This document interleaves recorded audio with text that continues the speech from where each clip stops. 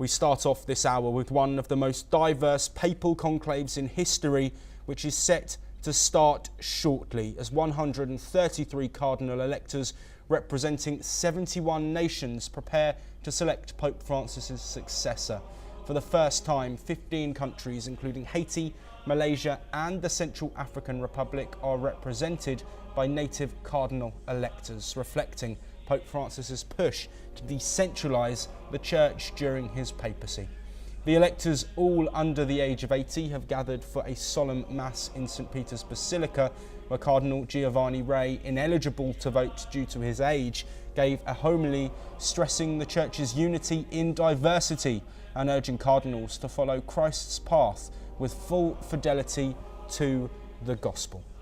Well, as you are seeing now, this is the beginning of the procession of cardinals to the Sistine Chapel. They are making their way from the Pauline Chapel, and this is expected to take some time before the doors to the Sistine Chapel will be blocked and the process to bring in the new Pope will start. Of course, that process may take some time, but these live visuals are the opener to that process.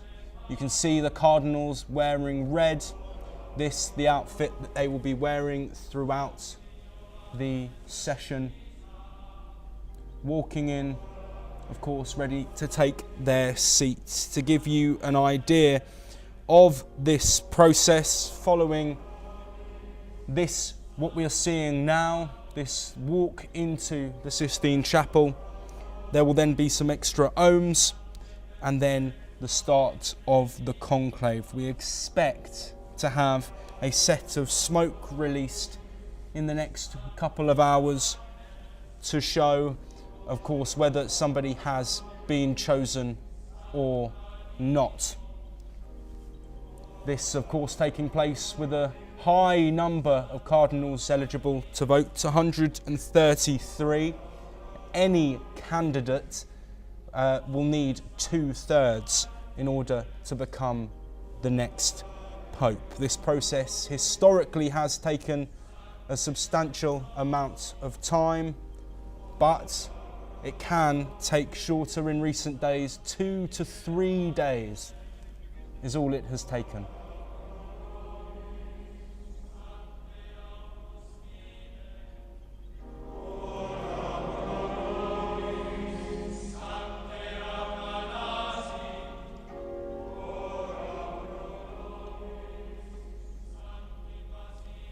Of course, this process with songs being heard, a religious procession followed by one of the most secretive votes in the world.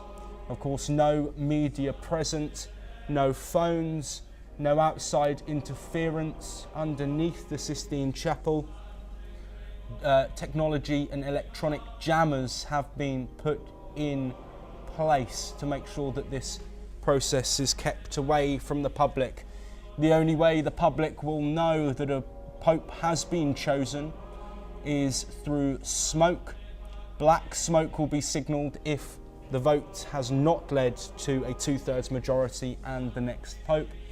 That smoke will turn white with ballots being burnt after each vote, and bells will be heard ringing from the Vatican, which will signal that the new pope has been chosen. I want to come back to the conclave process. We expect it to take up to 2 or 3 days. This is the average time it has taken in modern history, but there have been papal conclaves which have lasted just 10 hours. That was in 1503 with the election of Pope Julius II. In contrast, the longest ever conclave went on from 1268 to 1271. That's when Pope Gregory X was elected after an almost 3-year process. This, of course, follows the death of Pope Francis, who died on Easter Monday, following his final appearance in the Easter Sunday Mass. The period of mourning lasting 9 days following Francis's funeral and now the conclave almost ready to start. Of course, one of Pope Francis's goals was to expand the church, and there are multiple nations who have cardinals at this conclave who have not been part of a conclave before. The share as well has seen a big split amongst different continents. Europe still leading with 52 cardinals, North America with 16, South America with 17, Africa with 17, Asia with 23, Central America with 4, and Oceania also with 4. Well, that's how the 133 cardinals are made up. We will now bring in our guest, Father Stanley Kozachira, who is an Archdiocese of Delhi, the President Cygnus of Asia Catholic Media Association, joining us from Delhi. Father Stanley, thank you for being here with us. We are, of course, seeing live scenes from within the Vatican. We spoke earlier about the process being a secret one. I'd like to ask you why this is the most secret vote in the world. What's the significance of that, and why is it necessary?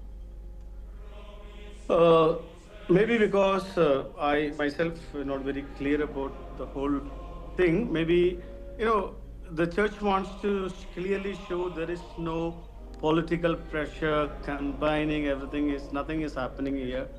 It's a completely driven by the inspiration of the Holy Spirit. So that's precisely the reason the church wanting us to know this process in such a secret manner, because today the world, everybody sees everything from a point of political nature. But here, the importance of the divine influence is for something that we need to be concerned. So that's why precisely the Holy See in the Catholic Church, this is the most important and the most powerful event that is happening in the Church.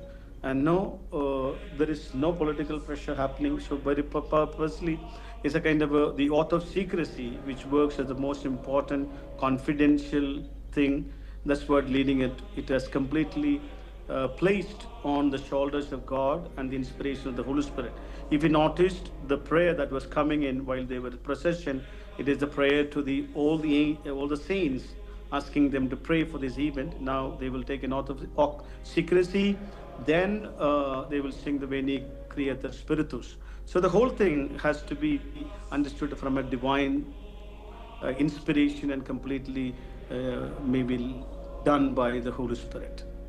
Yes, Father Stanley, what will the next Pope need to carry through from Pope Francis's time as the Pontiff?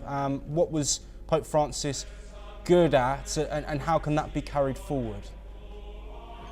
Basically, we need to understand from a point of view that Pope Francis was a pastoral pope, a pope from a very, very, very close to the heart of the poor people, pastoral person.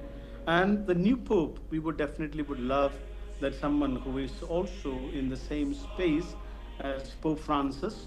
But then we leave it to God. He has beautiful plans than our inspirations and proposals. So everything that God does through the election of a new pope would definitely for the betterment of the world and of the Holy Catholic Church.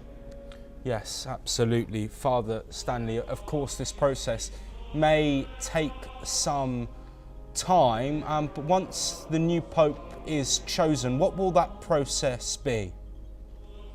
All right, then they would be having a couple of votes today. As they take the step of secrecy, they will be closing of the Sistine Chapel from the main gate. Then they will say omnibus extra, that means all those who are extra would be out, and it will be sealed by the Dean of Master of Ceremony. Then they're going to, as the understanding, they would spend time in prayer, and they will have 2 votes casted in the morning hours. And then if it is a negative result, if they don't have 1/3 majority, that is to say 89 votes out of the 133 cardinals, that would be burned which will bring us an information with a black smoke. And then they would spend time again in prayer and silence. Then the next voting happens prior to lunch. And even if that is not happening, they will have one more vote in the evening near to about 4 o'clock. And by 7, they have their evening prayers and supper. So maybe about 3 votes possibly today might happen. If that happens, then definitely, if everything goes well, maybe it may be, as people say, it may be a shortest conclave in the church, because the cardinals were already there in Rome for the morning period of 9 days.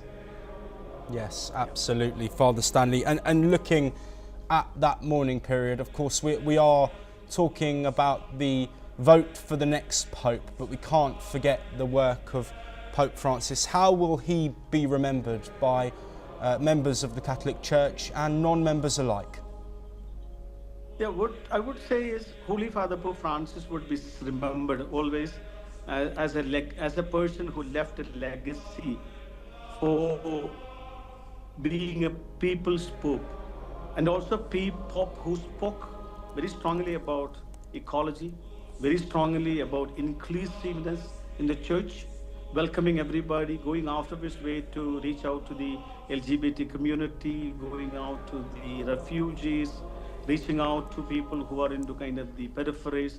The Pope Francis definitely will be remembered in history as a people's pope and a pope for the ecology, pope for peace. Definitely, during this time, he made tremendous amount of efforts to reach out to Gaza, to Syria, to Ukraine, and to Russia. So a pope a pontifex means the bridge, one who builds bridges, pontifex. And he definitely was a pontifex between communities, ethnicities, and countries. So he would definitely be remembered. His legacy of being a people's pope would continue to be carried in the heart of all of us. Basically, he was not restricted himself to the Catholics alone, but he belonged to the world. Everyone loved him being a pope of inclusivity. Yes, absolutely, Father Stanley, thank you very much. We, of course, are showing you visuals here from